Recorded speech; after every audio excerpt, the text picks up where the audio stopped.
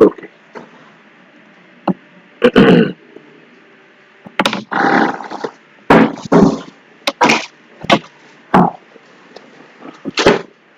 Start करते हैं। तो पहला चैप्टर है हमारा बच्चों के प्रति अभिवृत्ति, मीन्स एप्टीट्यूड फॉर चिल्ड्रन। एक शिक्षक का बच्चों के प्रति व्यवहार कैसा होना चाहिए, मेनली कंसर्न करेगा ये वर्ग 3 यानी ग्रेड 3 के एग्जामिनेशन के लिए और जो बेसिक टेट एग्जामिनेशन होते हैं उनके लिए। चलिए स्टार्ट करते हैं। तो देखिए शिक्षण प्रक्रिया के दो महत्वपूर्ण स्तंभ होते हैं, एक शिक्षक और एक छात्र। ये नोट कर लीजिए, शिक्षण प्रक्रिया के दो स्तंभ, वैसे जानी जानी बात है, कोई बड़ी बात नहीं। शिक्षक और छात्र। शिक्षक को व्यक्तिगत व्यक्तिगत क्या लिखा है, हाँ, व्यक्तिगत समस्या में समाधान करना चाहिए। हाँ, एक चीज ये याद रखेगा कि शिक्षक को जो होता है व्यक्तिगत समस्या में समाधान करना चाहिए, शिक्षक का ये गुण होता है। तो ये दो इंपॉर्टेंट पॉइंट हैं जो मैंने पहले लिखे हैं इसके चैप्टर के स्टार्ट में। ओके, स्टार्ट करते हैं चैप्टर। बच्चों के प्रति अभिवृत्ति मतलब एप्टीट्यूड फॉर चिल्ड्रन। एक टीचर का बच्चों के प्रति क्या अभिवृत्ति होनी चाहिए, उसका एक मतलब माइंड सेट। अभिवृत्ति का मतलब होता है माइंड सेट, क्या होना चाहिए। क्लियर आ रही है आवाज आपको मेरी? हेलो, यस सर, क्लियर आ रही है। ओके चलिए। शिक्षक एवं शिक्षार्थी शिक्षण प्रक्रिया के बहुत ही महत्वपूर्ण बिंदु हैं। हम यह कह सकते हैं कि शिक्षक की प्रक्रिया के ये दो महत्वपूर्ण स्तंभ हैं। यदि अध्यापक बच्चों के विकास में रुचि नहीं लेता है तो वह शिक्षण प्रक्रिया कभी भी सफल नहीं हो सकती है। अध्यापक को सिर्फ शिक्षण पर ही ध्यान नहीं देना है, उसका उद्देश्य सिर्फ यह नहीं कि वह कक्षा में जाए व निर्धारित पाठ्यक्रम की समाप्ति करे, वरन उसका उद्देश्य यह भी है कि वह उन बच्चों में भी रुचि ले जिनको वह शिक्षित कर रहा है। अध्यापक का कार्य सिर्फ ज्ञान का वर्धन देना ही नहीं है, वरन वह छात्रों के व्यक्तित्व का भी निर्माता कहा जा सकता है। अतः अपने छात्रों के उज्जवल भविष्य की कल्पना वही अध्यापक कर सकता है जो बच्चों के प्रति अपनत्व भाव का प्रदर्शन करे और उनकी प्रत्येक गतिविधियों में रुचि रखे। आप भी शिक्षक बनने जा रहे हैं और आपसे यह अपेक्षा की जाती है कि आप अपने छात्रों के मित्र व पथ प्रदर्शक हों, उनके जीवन की व्यक्तिगत समस्याओं में रुचि लें, उनका समाधान करने का प्रयास करें। नीचे कुछ कथन दिए जा रहे हैं, आप इनके प्रति अपने दृष्टिकोण अभिव्यक्त कीजिए। चलिए बहुविकल्पीय प्रश्न शुरू होते हैं। प्रश्न क्रमांक 1, आपकी कक्षा में पढ़ने वाले छात्रों में से आप किसे सबसे अधिक पसंद करेंगे? एक, बी, सी या डी? जो अमीर बाप का बेटा है, पढ़ने में होशियार है, किसी अधिकारी का पुत्र है या आपके मित्र का पुत्र है? फटाफट आंसर बोलिए, बेहद सरल सवाल। नन भी है इसमें। बी है, हाँ, करेक्ट आंसर क्या है? बी, बिल्कुल सही है। दिख रहा है यहाँ पे नन नहीं है इसमें, बी। 4 ऑप्शन थे। ओके, तो बी में क्या? देखिए अब जो ऑप्शंस दिए हैं उन्हें आप नेचुरली जो टीचर का स्वभाव होता है उस पे बताना है आपको, अच्छा, है ना? तो आप कक्षा में पढ़ने वाले छात्रों में से किसे पसंद करेंगे बताइए? एक टीचर किसे तो पसंद ऑप्शन करता है? क्या है? देखिए आप सामने लिखे हैं ना, जो अमीर बाप का बेटा हो, जो पढ़ने में होशियार हो। तो सॉरी, माफ कीजिएगा, मैंने स्क्रीन डिस्प्ले नहीं करी है, मैं भूल गया था। इसे तो दिख नहीं रहा है। हाँ चलिए चलिए चलिए, बिल्कुल दिमाग से उतर गया था। आपने भी बताया नहीं, बच्चों ने, तो भूल गया। चलिए क्लियर है? ओके, अब ठीक है, अब दिख रहा होगा। तो आपकी कक्षा में पढ़ने वाले बच्चों में, छात्रों में से आप किसे पसंद करेंगे? यस सर, बी होगा इसका, जो पढ़ने में होशियार है। बिल्कुल सही बात है ना? देखिए वैसे अब इस पर थोड़ी सी व्याख्या करूंगा मैं। वैसे शिक्षक का जो विकास होता है वह छात्रों के यथेष्ट विकास से रहता है। ओके, यथेष्ट मतलब सभी छात्रों के विकास से रहता है। सर्वांगीण विकास से रहता है। अतः उसके लिए मगर फिर भी छात्र के लिए, उसके लिए सबसे ज्यादा प्रिय छात्र वो होगा जिसकी विकास की दर तेज होगी। जिसकी विकास की दर जो होगी वो क्या होगी? तेज होगी, मतलब जो जल्दी से सीखता है। अतः उसके लिए वह छात्र श्रेष्ठ है जो कक्षा में शैक्षिक रूप से बुद्धिमान है तथा सामान्य छात्रों की तुलना में उत्कृष्ट है। प्रायः देखा जाता है कि उत्तम शिक्षक ऐसे छात्रों को मॉनिटर या कक्षा नायक मनोनीत करते हैं तथा उनकी बौद्धिक योग्यता का अन्य कक्षा उनकी बौद्धिक योग्यता का अन्य संबंधी क्रियाकलापों में भी सदुपयोग करते हैं। अतः सार्थक ही है कि पढ़ने वाले होशियार बालक ही शिक्षक का ध्यान आकर्षित कर पाते हैं। तो करेक्ट इसका आंसर जो है बी है।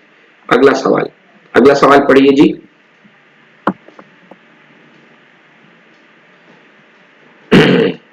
आपका एक विद्यार्थी अपनी पारिवारिक परिस्थितियों से सदैव क्षुब्ध रहता है।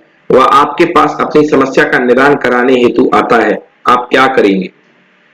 उसे समझाएंगे माता पिता से संबंध तोड़ लो, उसे समझाएंगे धैर्य से काम लो, उसे समझाएंगे घर से भाग जाओ, या उससे व्यर्थ की बात नहीं करेंगे क्योंकि आपका काम सिर्फ पढ़ाना है।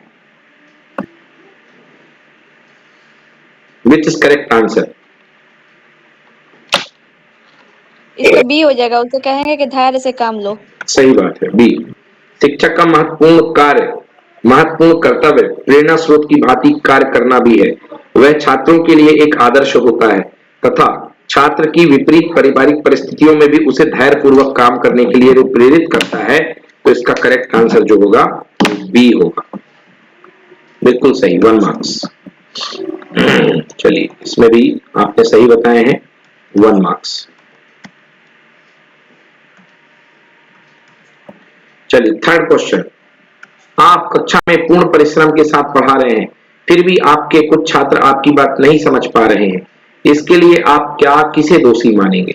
अपने स्वयं को पढ़ाने को, छात्रों के स्तर को, अपने साथियों की राजनीति को, या पाठ्यक्रम की नीरसता को?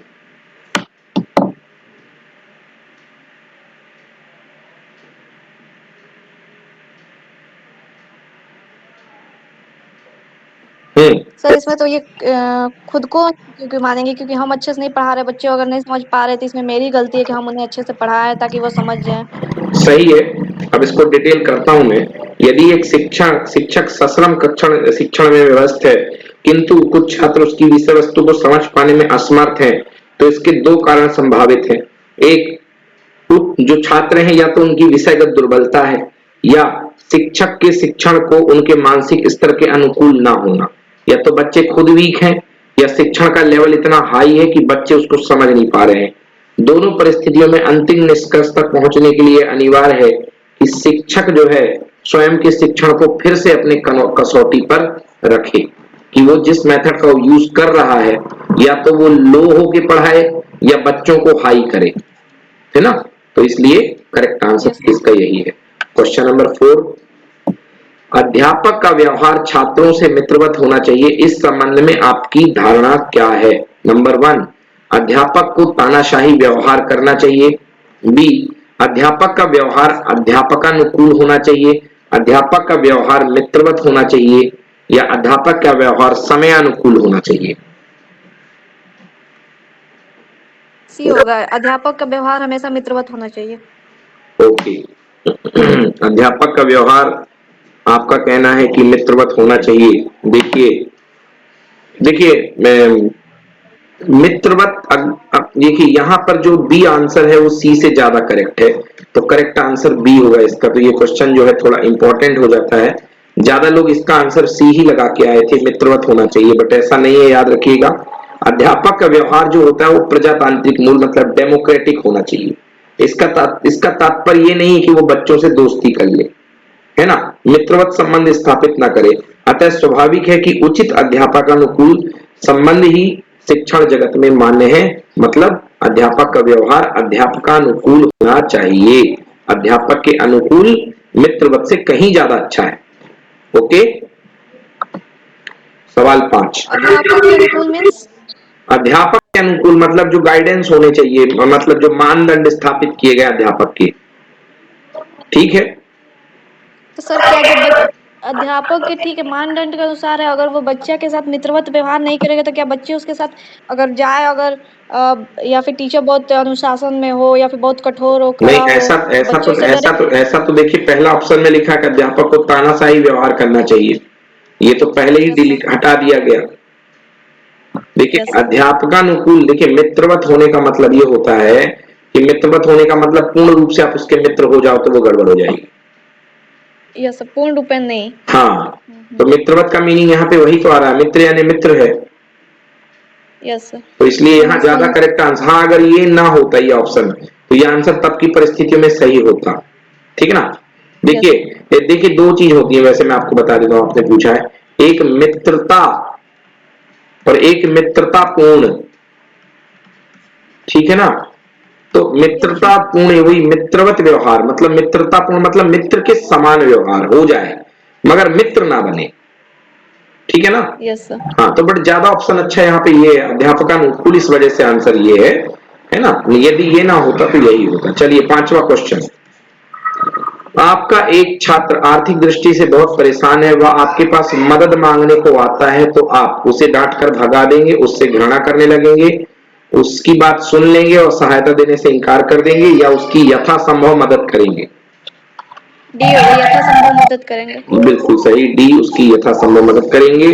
यदि आर्थिक दृष्टि से दुर्बल छात्र आपके पास मदद लेने पहुंचता है तो उसकी यथासंभव सहायता प्रदान करेंगे तथा विद्यालय से जो भी आर्थिक सहायता हो सकती है उसकी व्यवस्था कराने का प्रयास करेंगे।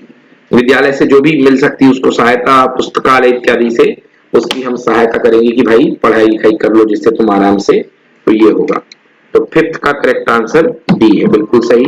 चलिए क्वेश्चन नंबर 6 में चलते हैं। आपके शहर में एक सर्कस लगा है, आप देखने जाते हैं, टिकट खरीद रहे हैं, उसी समय आपको अपना एक विद्यार्थी दिखाई देता है, आप ऐसी स्थिति में क्या करेंगे बताइए। उसका भी टिकट खरीद लेंगे, आप उसकी उपस्थिति से अनभिज्ञ रहेंगे, आप उसे अपना टिकट खरीदने को कहेंगे कि भैया मेरा भी टिकट खरीद लो, और या आप बिना सर्कस देखे